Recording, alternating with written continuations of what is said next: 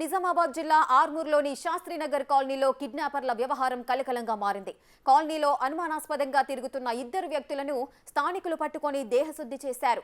శాస్త్రీనగర్కు చెందిన పిల్లలు వాలీబాల్ ఆడుకుంటున్న సమయంలో ఇద్దరు వ్యక్తులు వారి చుట్టూ అనుమానాస్పదంగా తిరుగుతుండగా కాలనీవాసులు గమనించారు.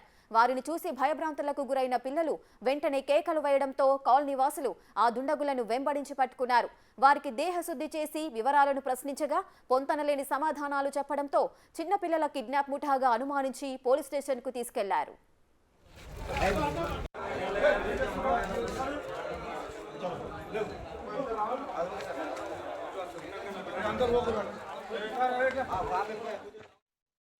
वॉलीबॉल खेल रहे तो उन लोग 2 आदमी बुलाए, हम भागे।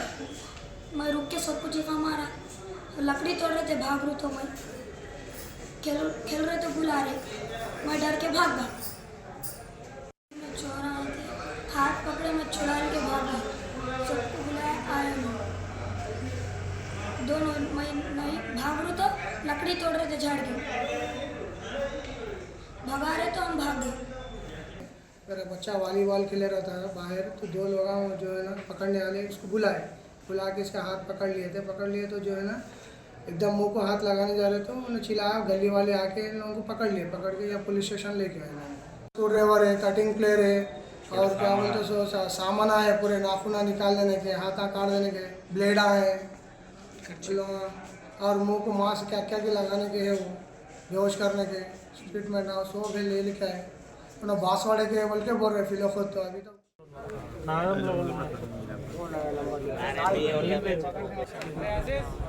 రైట్. ఇక చిన్నపిల్లల కిడ్నాప్ ముఠాగా అనుమానించి ఇద్దరు వ్యక్తులనైతే పోలీస్ స్టేషన్ కు తీసుకెళ్లారు. మరింత సమాచారం మా ప్రతినిధి రాజేష్ అందిస్తారు.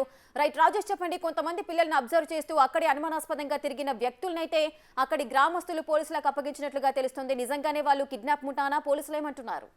నిజామాబాద్ జిల్లాలో వరుస ఘటనలతో నిజామాబాద్ లో చిన్నపిల్లల అపహరణ ఏదైతే జరుగుతుందో వారిని గుర్తిస్తున్నారు. ఈ నేపథ్యంలోనే ఏదైతే ఆర్మూర్ సంబంధించిన శాస్త్రీనగర్ తో పాటు అలాగే బోధంకి సంబంధించిన ఎంఎస్సీ ఫారం వద్ద కూడా ఇలాంటి సంఘటనలు చోటు చేసుకున్నాయి. ఈ నేపథ్యంలో నిజామాబాద్ జిల్లాకు సంబంధించి ఇటీవల గత వారం రోజులుగా చిన్నపిల్లల్ని అపహరిస్తున్న ఘటన చోటు చేసుకుంటుంది. ఈ నేపథ్యంలో ఏదైతే పిల్లల్ని అపహరించిన తర్వాత పోలీసులు కేసు నమోదు చేసి విచారణ చేస్తున్నారు. ఈ నేపథ్యంలో 1-2 రోజుల తర్వాత పిల్లల్ని అపహరించిన ఘటనలో నిందితులు ఎవరైతే ఉన్నారో నిందితుల్ని పట్టుకుంటున్నారు. ఈ నేపథ్యంలోనే అప్పటి నుంచి కూడా పోలీసులంతా అలర్ట్ అయ్యారు. ఈ నేపథ్యంలోనే ఎక్కడ కూడా ఏ కాలనీలో కానీ ఏ నియోజకవర్గంలో ఏ గ్రామంలో కానీ ఎవరన్నా అనుమానాస్పదంగా ఎవరైనా కనిపిస్తే కనుక ఆ గ్రామస్తులంతా అలర్ట్ అవుతున్నారు. ఈ నేపథ్యంలోనే ఈ ఆర్మూర్ సంబంధించిన శాస్త్రీనగర్ అయితేనేమి అలాగే బోధంకి సంబంధించిన ఎంఎస్సీ ఫారం అయితేనేమి ఇక్కడ సంబంధించి పూర్తిగా ఎవరైనా అనుమానాస్పదంగా కనబడితే వారిని వెంటనే పట్టుకొని వాళ్ళని చిక్కబాది పోలీసులకు అప్పగిస్తున్నారు. తర్వాత విచారణలో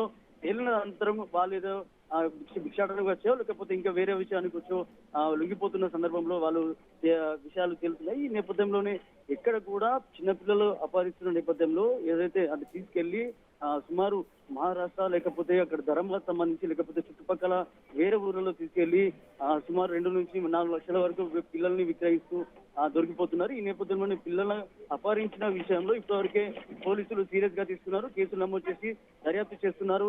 ఈ కోణంలోనే ఆర్మూర్ సంబంధించి శాస్త్రీనగర్ లో వ్యక్తి దొరికినట్లుగా తెలుస్తుంది. Right, thank you Rajesh, thanks for the details.